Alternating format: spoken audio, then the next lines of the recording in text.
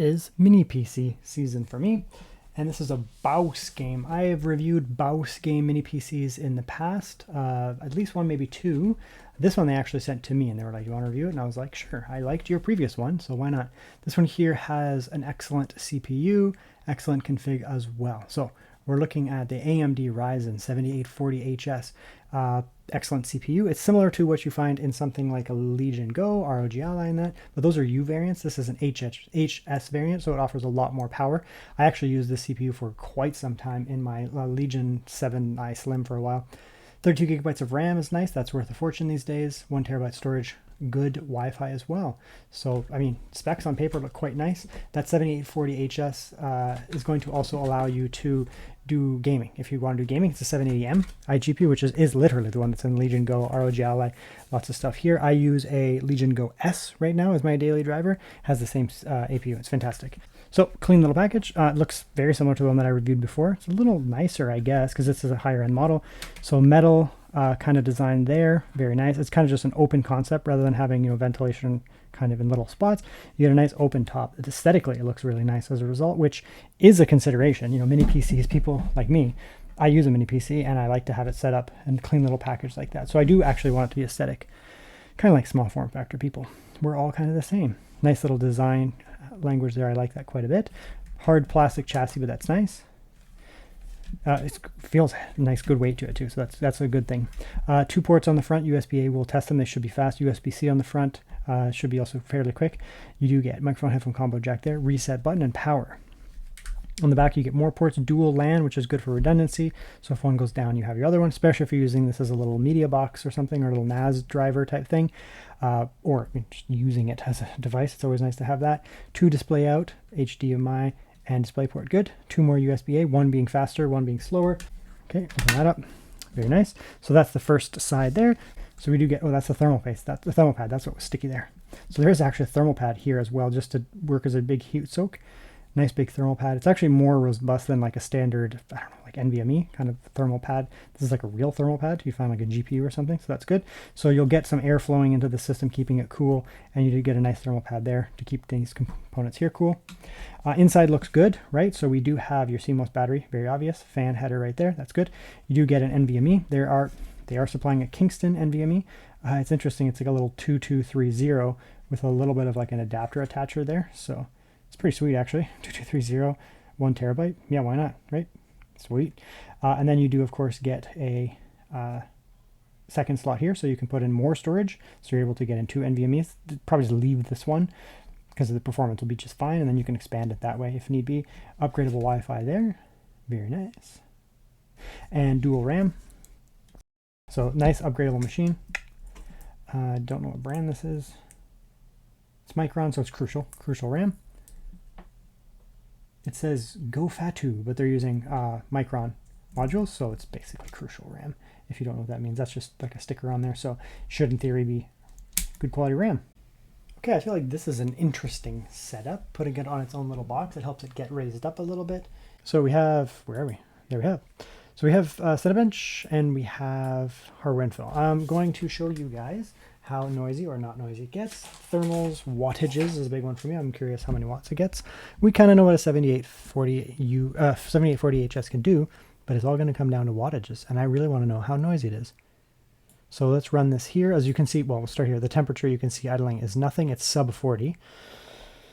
This one is gearing a little bit more towards performance than, you know, just absolute silence. So there is a little bit of fan going when it's hanging out.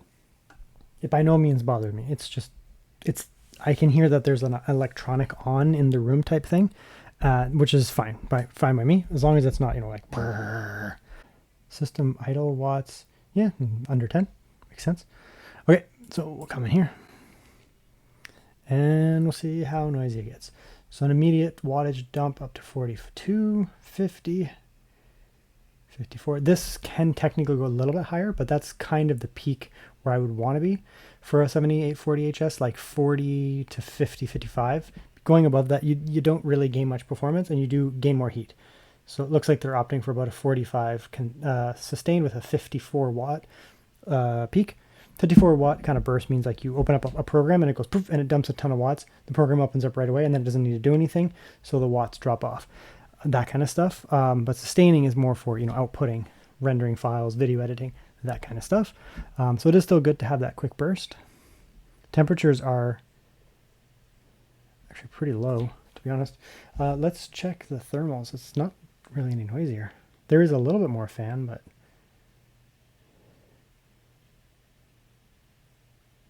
I kind of expected it to get noisier because the fans were on idle, but it's not noisy at all.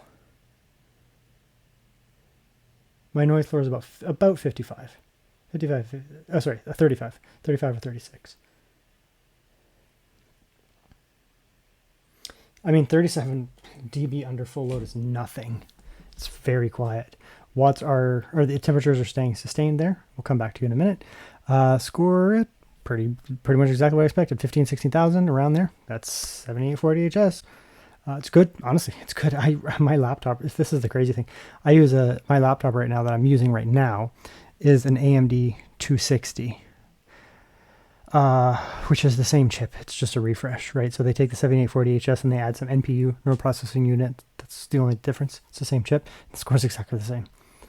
Kicking out here, we'll just get into a little benchmarks. We'll do some video type stuff, and we'll do a little gaming, obviously, because there's some of the things we can test. But there's some other components on here I wanted to look at. The front labels, they're not labeled, so I just wanted to see what the actual ports give you. Front one here, the front C.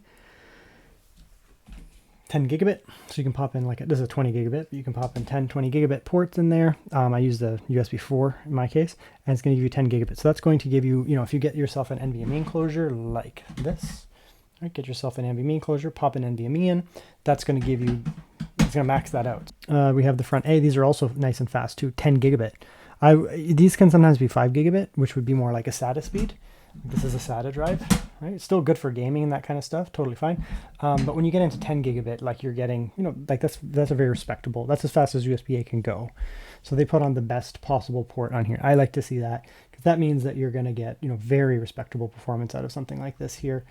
You can use even the USB-A for things like video editing, gaming, of course, but even like video editing, large file transfers with this kind of stuff over USB-A, especially if you get yourself a fast USB-A cable, like I have a 10 gigabit USB-A cable, and the Wi-Fi, standard Wi-Fi 6 speeds, no problems there at all. The upload sucks because where I am, but the download is exactly as anticipated.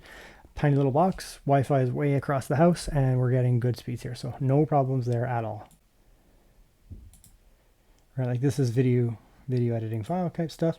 I mean, we can just edit right off of that. We don't have to use the internal because the NVMe, the SSD here is nice and quick, and the front port's nice and quick. So the nice thing about these fast ports here is you actually legitimately can just use them for the editing process.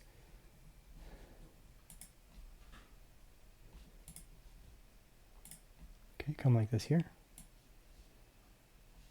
Oops, nice pop-ups. Jeez, first time using it on this software. Okay, so you bring this in here. Watch how quick this is going to be. Okay, so that's processed. Okay, so now watch how fast this is. We're going to grab this clip here. This is a 4K 60 video, and it's 25 minutes long. Watch how fast this processes. Okay, so we're already able to come in here and scrub along without any issues whatsoever. No problems at all. Right, nice and quick, nice and quick, nice and quick. And the other thing that's important here is that, it doesn't take long for everything to pop in. The audio is good. Everything's fully processed here, by the way. Right, nice and fast. Very, very, very good. So I've done an extensive amount of editing on this exact chip. I'd say probably the most video editing ever done on my channel, since its inception. If you add up all the videos, it would probably be on this chip, the 7840HS, or a variant, 8845HS. It's the same chip, AMD 260, which I'm using now. It's all the same thing. And I've used it with or without the iGPU. DGPU, sorry.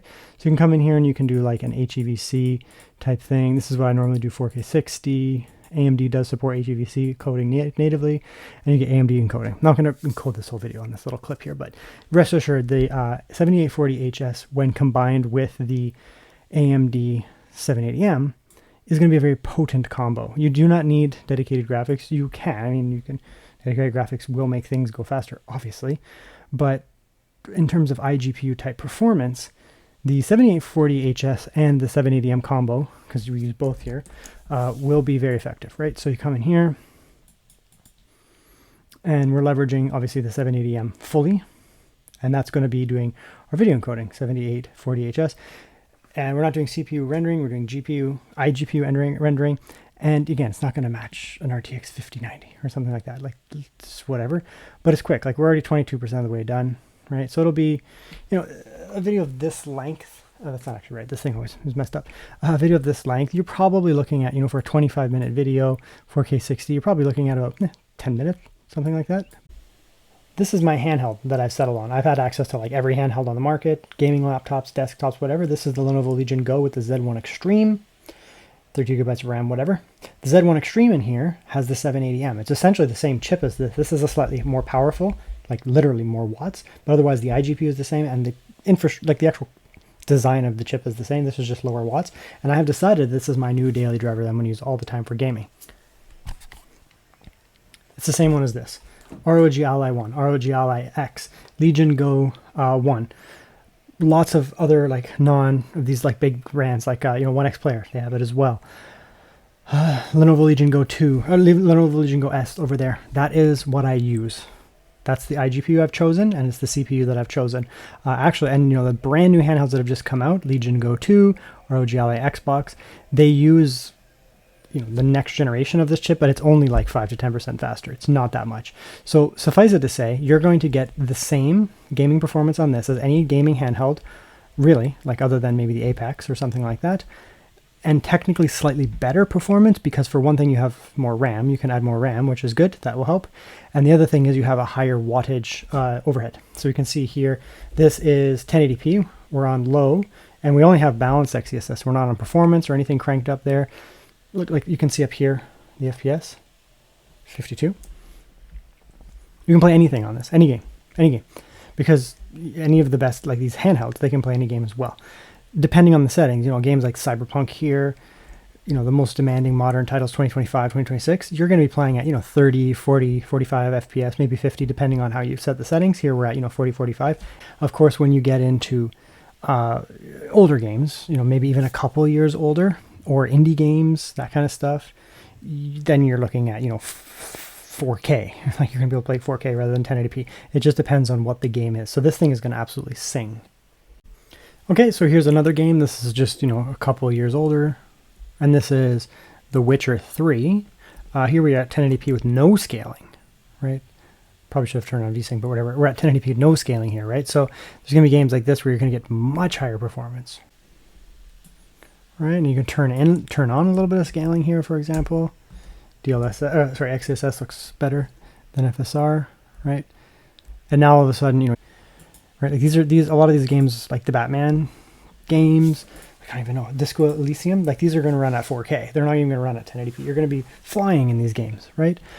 Like so many games here. Outer Wilds, that's an older title. Like these games are going to run very fast, very, very, very, very, very fast.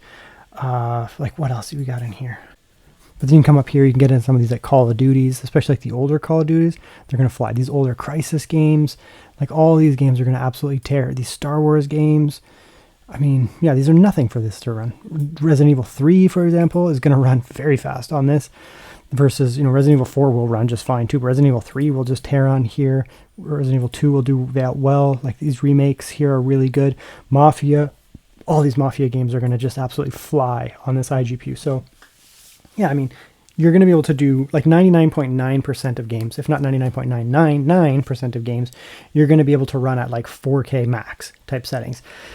When you get into the most recent games, 2025, 2026 type games, AAA titles, not indie games, obviously, but like AAA titles, then you're looking at, like 1080p. Okay, and that's the BOSGAME here. It's fantastic. I like it. I have reviewed the BOSGAME before, previous generation one, and I bought it myself. This one they sent over to me, which is sweet because I like to review mini PCs, and they sent one. Last time it was the same idea. It was a very good mini PC and very good bang for the buck. And this is the same idea here.